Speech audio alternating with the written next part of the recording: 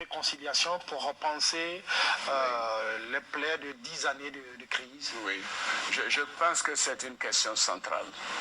Et il faut évacuer ce qui est dit sans preuve, sans enquête. Et il faut que les Ivoiriens connaissent la vérité de l'évolution de l'histoire récente de notre pays. Première chose que je voudrais faire, c'est de faire des enquêtes, des commissions d'enquête sur le coup d'État de 99. Parce que moi aussi, je veux savoir qui a fait le coup d'État, pourquoi ça a été fait et dans l'intérêt de qui. En tout cas, ce n'était pas dans mon intérêt, puisque je n'ai pas été porté par ce coup d'État jusqu'à des élections. Je vais mettre en place aussi une commission d'enquête sur la rébellion pour savoir comment la rébellion a été organisée, qui l'a financée et pourquoi il y a eu tant de dégâts et de souffrances et de tueries de frères ivoiriens entre eux. Donc je ne voudrais pas revenir, il faudrait une commission d'enquête qui permettra de comprendre ce qui s'est passé. Les déclarations des uns et des autres, ce n'est pas cela qui m'importe. Mais je prends l'engagement de faire la lumière sur ces choses. Et bien sûr, et tous les coloraires, l'assassinat du général Gueye, l'assassinat de Bogadoudou, et ainsi de suite. Ça, c'est la première chose. La deuxième chose, il faudrait mettre en place une commission vérité et réconciliation. C'est ce qu'on a tenté de faire avec le Forum pour la réconciliation. Mais malheureusement, les résultats n'ont pas été tout appliqués, ou ça a pris du temps. Alors cette fois-ci, il faudrait non seulement que la commission vérité et réconciliation donne les mesures à prendre, mais également donne un chronogramme des mesures à... Voilà, bon, je m'arrête là parce qu'il y a un petit problème, un bug là. Bon, vous auriez compris, ça a été... excusez-moi. Hein. Bonjour à tous, aujourd'hui nous sommes le 6 juin 2020. Enfin, 2021, excusez-moi.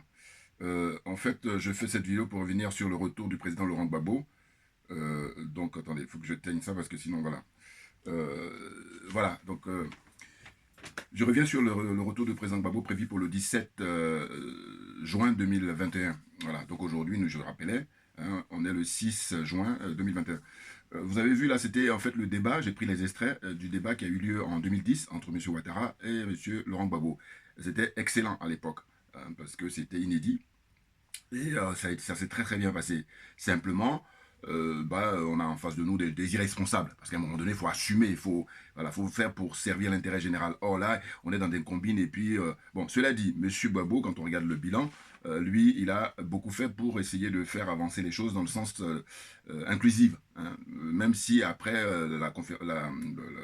le forum de réconciliation, il n'y a pas eu l'application des résolutions. Voilà. Hein. Mais tout de même, il a quand même pu réunir tout le monde. Hein. Tout le monde était présent, rappelez-vous, le général Gueye, M. Gbagbo lui-même, M. Alassane et puis M. Henri Konan Bédié. Voilà. Or, M. Gbagbo à l'époque n'avait pas pu travailler dans des bonnes conditions puisque les Français sont venus entraver ses mandats, hein, les 2 mandats, c'est clair. Alors que M. Ouattara, à l'inverse, lui, ça fait... là, il est dans son 3e mandat, mais il a eu 2 mandats tranquilles. Donc ça veut dire qu'il avait les coudées franches pour faire ce qu'il voulait, notamment à l'Assemblée nationale où il avait la majorité, et puis lui-même en tant qu'exécutif. Mais il a fait que du bluff, il a fait que du semblant, il a fait que dans la démagogie. Et donc moi j'ai essayé de noter un petit peu, j'ai noté là ce qu'il a dit, hein, pour dire, vous vous rendez compte, on est en 2021, donc ça fait combien 2010, donc ça fait 11 ans. Ce monsieur, s'il voulait vraiment faire de la politique, il l'aurait fait. C'est ce que je dis, j'ai dit que lui c'est un homme d'affaires. Ces choses sont claires, c'est pour ça qu'on a la difficulté. M. Gbagbo est un homme politique. Or, si on avait 2 hommes politiques, eh bien, la situation serait beaucoup plus pérenne, la situation serait beaucoup plus stable. Mais quand on a un homme politique d'une part, et puis un homme d'affaires d'autre part, eh bien, ça donne ça. Et puis, c'est pas seulement en Côte d'Ivoire. Hein, le Bénin, alors là, n'en parlons pas, parce que c'est un homme d'affaires maintenant qui est président. Vous voyez le désastre que ça donne. Pareil, tous les autres sont des hommes d'affaires. Macky Sall au Sénégal, c'est un homme d'affaires. Voyez-vous? Alors, Kaboré, là, au Mali, mais lui, c'est vraiment la catastrophe. Hein, ce que je dis, lui, c'est l'intellectuel africain, voilà, qui fait usage caricatural de son savoir et de ses connaissances. Pourquoi? Parce que lui, il estime que construire des buildings, construire des routes, machin, ça c'est suffisant. Les gens peuvent mourir. Je reviendrai, je vais faire une vidéo là sur le Burkina Faso. Parce que c'est insupportable. Vous vous rendez compte, les gens meurent comme ça. Et l'autre, il est tranquille. Enfin bon, bref. Donc, que disait M. Ouattara lors de ce débat-là, vous avez pu suivre, c'est qu'il dit, par exemple, premier point, il avait décidé hein, en 2010 que s'il lui prenait le pouvoir, il allait faire des enquêtes sur le coup d'État de 1999. Il faudrait vérifier si ça a été fait. À savoir qui a fait le coup d'État, voilà, il se pose la question. Qui a fait le coup d'État, et puis pourquoi ça a été organisé dans l'intérêt de qui, puisque je n'ai pas été porté au pouvoir suite à ce coup d'État-là, jusqu'aux élections. En gros, c'est ce qu'il voulait dire.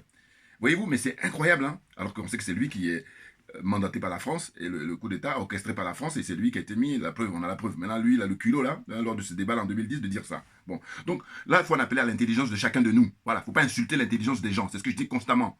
C'est incroyable, hein. À l'époque, on n'avait pas les images qu'on a aujourd'hui. Donc, comment ça se fait que, fort des images, hein, je vais dire qu'on a des images comme preuve, eh ben, il y en a, ça ne suffit pas.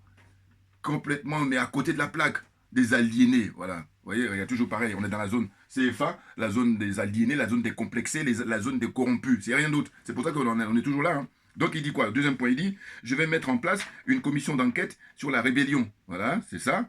Pour savoir comment la rébellion a été organisée, qui l'a financée et pourquoi il y a eu tant de dégâts et de tueries et de souffrances entre les frères ivoiriens entre eux. Vous voyez? Dit M. Ouattara à l'époque en 2010. Les déclarations des uns et des autres, c'est ce qu'il poursuit, et ce n'est pas cela qui m'importe. Voilà, toujours il fait le malin. Mais je prends l'engagement de faire la lumière sur ces choses, à savoir l'assassinat de Bogadoudou et du général Gueye. Voilà, 11 ans après, on en est où? Qui a tué qui? Qui est à l'origine de la rébellion? Non, mais on se moque du peuple africain, on se moque des Ivoiriens, là, en l'occurrence. Bon. Il faudrait mettre en place une commission vérité et réconciliation. Ça, c'est ce qu'il a dit en 2010, lors de ce débat-là, face à face avec M. Gbagbo. Il dit encore, il faudrait que la commission donne un chronogramme, voilà, c'est-à-dire pour pouvoir situer date par date, qu'est-ce qu'on fait tel jour, telle date, tel mois, telle semaine, tout ça. Hein. Voilà, il a été exigeant. Hein. Voilà ce que lui, il avait préconisé. S'il prend le pouvoir, il a pris le pouvoir pendant 10 ans, qu'est-ce qu'il a fait? C'est la question qu'il faut se poser aujourd'hui. L'heure du bilan a sonné. Le monsieur, il est même à son 3e mandat, bon voilà, abus de pouvoir, abus de tout, quoi. Voilà, dictature confirmée. Donc il dit, il faudrait que la commission donne un chronogramme, des mesures à appliquer, de sorte qu'il n'y ait plus de faux fuyants. On saura ce qu'on a décidé, enfin on saura ce qu'on a décidé, tous ensemble, on prendra l'engagement de l'appliquer. Et l'Assemblée nationale votera une loi d'amnistie et des lois d'indemnisation des victimes. Vous vous rendez compte? Bon, donc en gros là, qu'est-ce qu'il critique? Il critique en fait le président Gbagbo, le fait qu'il y a eu la conférence à l'époque, mais par contre les résolutions n'ont pas été suivies. Moi, si vous regardez mes vidéos passées, j'avais déjà dénoncé ça fort longtemps, en disant effectivement, si on en est là aussi, c'est parce qu'on n'a pas appliqué les résolutions. C'est évident. Bon. On ne peut pas payer, enfin voilà, comme il dit, on ne peut pas payer la souffrance des uns et des autres. Voilà, en gros, on ne peut pas monnayer ça, mais cela dit, donne déjà, hein, parce que c'est le minimum, alors que ce n'est pas le cas, hein, voyez-vous. Des milliards qui sont mis ici en compte en Europe, en Occident, alors que les gens là-bas ont besoin de ça. Franchement, il reproche au président Gbagbo de ne pas avoir mis en application les résolutions prises par la commission. Voilà, ça c'est ce que j'ai dit tout à l'heure. Et c'était présidé à l'époque, rappelez-vous, par le Premier ministre, enfin, M. Seydou Diarra, qui est décédé là, justement, il y a 1 an, en 2020, voilà, du Covid. Bon, mais en gros, c'est quoi? C'est que là, je fais une mention spéciale hein, à, comment on appelle ça? Un spectacle qui a été organisé donc à l'Hôtel Ivoire, je crois, ouais, c'est ça, à l'occasion des 25 ans de carrière de l'humoriste Digbe Cravate. Je vous encourage à regarder. Ce qui est dommage, c'est le son, la qualité du son. Voilà. Hein, les ingénieurs de son, là, ils n'ont pas vraiment assuré. Mais sinon, ceux qui étaient sur place, alors là, c'est la régale. C'était vraiment impeccable. Là aussi, on était dans l'excellence. Hein, vraiment excellent. Parce que les humoristes, qu'est-ce qu'ils ont fait? Eh bien, il y avait quelqu'un qui interprétait le rôle de Ouattara, il y a un qui interprétait le rôle du président Gbagbo, à merveille, à merveille. Il y a un qui est connu aussi, qui est beaucoup plus connu d'ailleurs, j'allais dire, le rôle du président Henri Konan Bédié. Là aussi, pareil, à merveille. Tous les trois, vraiment, c'est à merveille. Je vous dis, le seul dommage, c'est le son, qui n'est pas très très bon. Mais sinon, ils ont assuré et ils ont montré qu'il fallait faire la paix, plus que jamais, hein, pour l'intérêt de tous. Vous voyez? Donc je vous encourage à regarder cette vidéo-là. J'essaierai si je peux de mettre le lien si vous voulez. Voilà, donc pour faire mon commentaire. Bon, mais écoutez, le président Gbagbo doit rentrer paisiblement, tranquillement, avec fanfare, parce que côté, il a été relaxé, il a été acquitté, il a été levé, toutes les charges qui pesaient contre lui ont été levées. Donc alors, quel est le problème? And so what? Bon, on a en face de nous des gens qui pensaient que si on l'amenait à la CPI, c'était fini et tout. Alors que ça aurait pu finir mal. Pourquoi? Parce que, écoutez, chacun de nous, on n'a pas les ressentis face aux situations. Donc le monsieur, il aurait pu mourir pour une raison XY. Ouais. Je rentre même pas dans l'histoire de l'empoisonnement. C'est même pas ça. C'est que, voilà, vous savez, on peut mourir de crise cardiaque pour des raisons XY. Voilà. Donc, je veux dire, le monsieur, il revient. Dieu merci, il est en bonne forme. Mais au lieu de jouer fair play, et d'ailleurs, moi, j'ai regardé là, les différents débats en Côte d'Ivoire, hein, sur la chaîne, voilà, les différentes chaînes en tout cas. Et très rares sont les personnes qui vont mentionner la responsabilité de la France. Très rares, très très rares. Ah ça m'impressionne. Je dis, mais comment ça se fait? Comment ça se fait? Nous sommes en 2021, il y a les réseaux sociaux, il y a tout. Donc ces gens-là ont la possibilité de regarder, comme moi je regarde, hein, les émissions en France, les émissions en Angleterre, les émissions en Belgique, les émissions aux États-Unis, en Russie, partout. Ils ont la même occasion, il n'y a plus d'excuses. Mais malgré ça, personne ne mentionne la responsabilité de la France. Très très rare. Moi, écoutez, envoyez-moi par commentaire les gens qui ont parlé de la responsabilité de la France. À chaque fois, ça se tournait entre nous en disant, voilà, enfin surtout les pro Alassane disent que c'est Gbagbo, même s'il a été relaxé, non, maintenant il faut qu'il paye encore. Vous voyez, mais on est dans un délire, et le mot délire est faible, vous comprenez? Bon, là, il y a mieux. Monsieur Alassane Ouattara, il a une très très bonne occasion, une très belle occasion, de rentrer dans l'histoire. Ça fait la 3e ou 4e fois que je lui dis ça. Vous voyez? Et ça, moi, c'est en tant que citoyen ordinaire, hein, par le simple bon sens, hein, par la bonne volonté, pour le vivre ensemble. Hein. Vous voyez? Honnêteté intellectuelle. C'est quoi? C'est que là, l'occasion en or qui lui est donnée, c'est d'aller accueillir M. Laurent Gbagbo. Voilà. Il va l'accueillir. Parce que quand vous regardez, là aussi pareil, la conférence, enfin la commission de réconciliation à l'époque, vous regardez les images d'archives, vous allez voir, M. Gbagbo, quand il prend la parole, il énumère tout ce qu'il a pu faire pour M. Ouattara. Il dit qu'à l'époque, il lui a donné un passeport diplomatique. Il dit qu'il a même offert un passeport diplomatique à sa mère, à la maman d'Alassane Ouattara, quand elle était malade. Il a fait plein de choses. Il faut énumérer ça. Et maintenant, du côté de Ouattara, il faut dire qu'est-ce qu'il a fait pour le président Gbagbo. Parce que le fait que le président Gbagbo revienne en Côte d'Ivoire, mais c'est quelque chose qui est, je veux dire, même pas à négocier, parce que c'est son pays et que par conséquent, dans chaque être humain sur cette terre, il a un pays. Surtout que là, c'est M. Ouattara qui a tout fait, pieds et mains avec les Français pour le transférer à la CPI. Mais là, la CPI, là, elle avait de tout soupçon. Et que par conséquent, M. Ouattara devrait, comment dire, revenir les pieds sur terre, parce il plane, lui et tous les gens qui le soutiennent, ils sont à côté de la plaque, il plane. Alors que c'est pas difficile, enfin, tout est relatif, mais moi, de mon point de vue, je me dis, mais franchement, là, ça devrait faire la 3e ou 4e fois où il a l'occasion de rentrer dans l'histoire. Notamment quand le Premier ministre Seydou Douéra, quand il est décédé, j'avais dit, mais tiens, il devait profiter, parce que la politique, le symbole compte beaucoup en politique, avait bien entendu. Sinon, on ne sait pas de quoi on parle, hein. Alors moi, je suis un féru d'observation de la vie politique. Le symbole est hyper important. Et ceux qui ne comprennent pas ça, c'est qu'ils n'ont rien compris à la politique, ils aillent faire autre chose. Il faut qu'on soit d'accord là-dessus. Donc je suis M. Ouattara. M. Ouattara doit aller à l'aéroport Félix Houphouët-Boigny pour accueillir M. Laurent Gbagbo le 17. Et là, il va bluffer tout le monde, que ce soit son propre camp. Voilà, à un moment donné, il faut y aller. Et puis, tout le monde, les camps de Gbagbo aussi, et puis le camp de M. Bédier, et puis les Français, évidemment. Mais il ne voudra pas froisser les Français parce qu'il est dans une démarche, lui, sa dynamique, c'est de mourir au pouvoir. Et que par conséquent, il ne donne aucun signe pour qu'il y ait la réconciliation. Un exemple. Comment se fait-il que les gens sont toujours en prison? Je parle des prisonniers politiques. On est d'accord. Alors, ils se vantent toujours de dire oui, on a fait rentrer, mais faire rentrer les gens au compte-gouttes et puis alors faire sortir les gens de prison de compte-gouttes. Non. À partir du moment où on sait que tout ça, c'est que du bluff, c'est que de l'arnaque, de l'escroquerie, hein, que la France qui a tout piloté pour vous mettre au pouvoir, on a compris ça. Hein? Et ces partisans, je ne comprends pas. Ils nous prennent pourquoi, comme je disais dans ma vidéo précédente, j'ai dit on ne boit pas de l'eau par les narines. Tout le monde a compris, je dis même les enfants qui sont à l'école primaire, hein, que M. Ouattara a été mis par la France, voilà, pour faire leur business pendant 10 ans, et maintenant c'est parti pour 15 ans. Il n'y a plus de campagne électorale. Donc, quel est le problème du stress? Alors, les gens qui disent, oui, il faut qu'il rentre en catimini, mais ça veut dire quoi? Non mais, franchement, vous êtes sérieux pour dire qu'il doit rentrer en catimini? Déjà, en temps normal, imaginez, en temps normal, c'est-à-dire qu'un citoyen ordinaire, quand il revient d'ici de 6000 km de Paris à Abidjan, il est célébré. Alors, à plus forte raison, quelqu'un qui a passé 10 ans en prison, 10 ans de privation de ses droits, et là, finalement, on dit que ça a été une erreur judiciaire. Ben oui. Alors, c'est quoi? Si on a emmené 82 témoins et qu'ils ont raconté leur vie, même il y en a qui voulaient aller l'embrasser et tout, et puis ça tournait au ridicule et ils ont été obligés d'arrêter, de couper court. Vous voyez? Et je disais que moi, si j'étais dans le partisan des Gors, parce que j'ai dit, on va aller jusqu'au bout. Parce que les Gors, souvent, ils disaient, on va aller au bout. Mais j'ai dit, mais pourquoi, quand on a dit les 82 témoins à charge, on les a arrêtés, pourquoi vous n'avez pas dit non, nous, nos témoins, vont en parler. Pourquoi vous n'avez pas dit ça? Oh, ça me tue, ça. J'ai dit, franchement, concours d'honnêteté. Voilà. Parce que si on est honnête, on va jusqu'au bout réellement. Et non pas, là, vous êtes là, vous faites le malin, mais dans les faits, non. Finalement, M. Gbagbo n'a pas eu les témoins alors qu'il devrait avoir. Hein. On dit non, on va aller au bout, c'est ça. C'est que les témoins puissent venir parler maintenant du côté pour M. Gbagbo, à décharge. Mais non, ça n'a pas été le cas. N'importe quoi. Franchement, allez faire autre chose. C'est tout ce que je vous encourage à faire parce que moi j'ai dit, je suis toujours j'ai beaucoup de fair play. Ce qui fait que quand quelqu'un est bon, j'ai dit, t'es bon, t'es bon. Et puis je donne mon énergie pour encourager. Je te donne des exemples.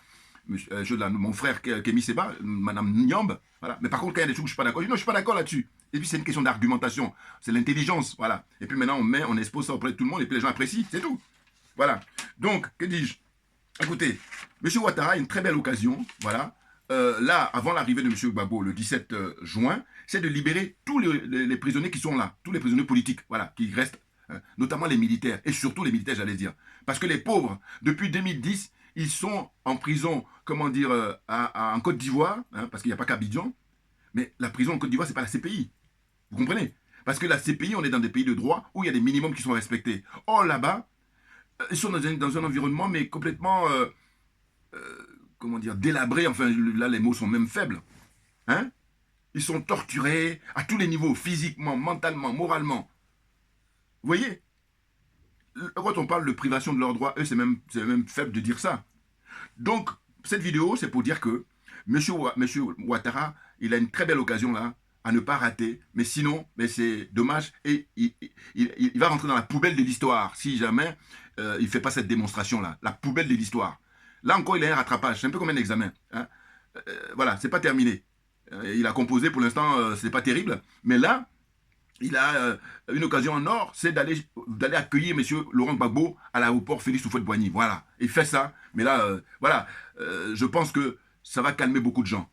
Voilà. Vous voyez? Donc moi, il y a deux choses que je lui demande, c'est ça. C'est libérer tous les prisonniers politiques, là, immédiatement, avant l'arrivée de M. Gbagbo. Ce serait plus intéressant que le faire après. Parce que, voilà, ça part dans... C'est pas sérieux. Voilà. Symboliquement, c'est libérer avant que M. Gbagbo arrive, le 17. Et puis maintenant, M. Gbagbo arrive, tous les prisonniers politiques sont dehors. Voilà, ils sont plus en prison. Ils sont plus emprisonnés. Vous voyez? Puis maintenant, lui-même, il décide d'aller accueillir M. Gbagbo pour dire que le moment est venu de se réconcilier parce que on a été induit en erreur par les Français. Voilà. Mais bon, comme lui, je dis, dans son esprit, dans son fonctionnement, il veut mourir au pouvoir et que par conséquent, il donne aucun geste. Donc moi, j'aimerais bien me tromper. C'est pour ça que je me permets de dire des choses comme ça. Donc mes vidéos sont enregistrées. Donc il n'y a pas de problème. Voilà. C'est clair. Hein.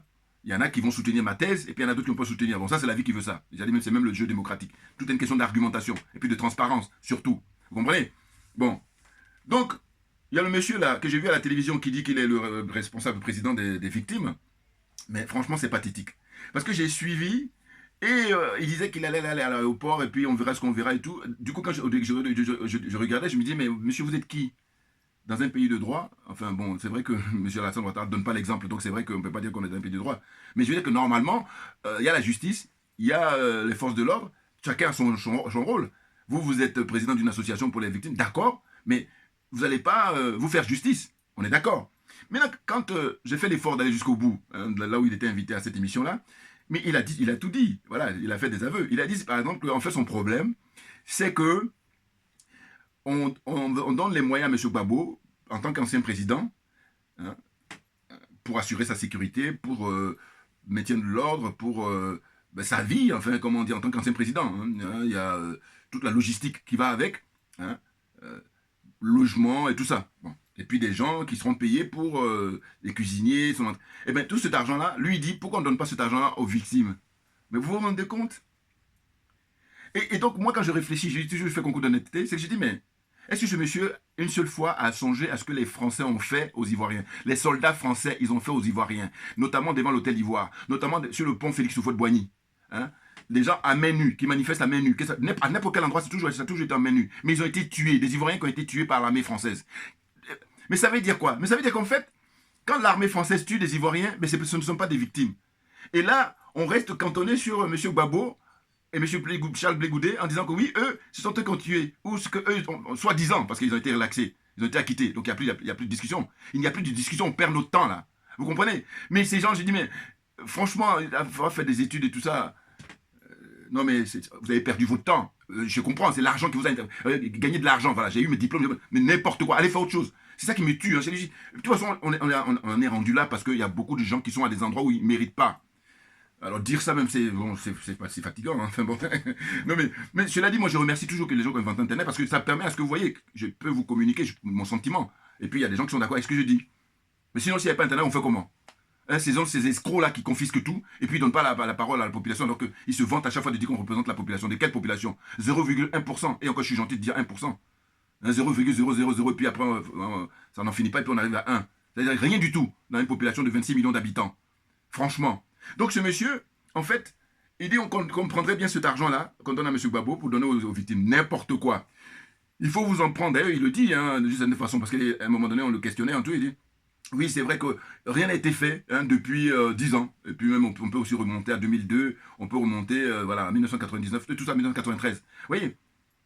Mais rien n'a été fait. M. Ouattara a 10 ans, et puis quand on écoute son discours, là, en fait, quand il était en débat avec M. Gbagbo, eh bien, il disait, voilà ce que je vais faire. Mais tu as eu 10 ans, personne ne t'a entravé tes mandats. Personne.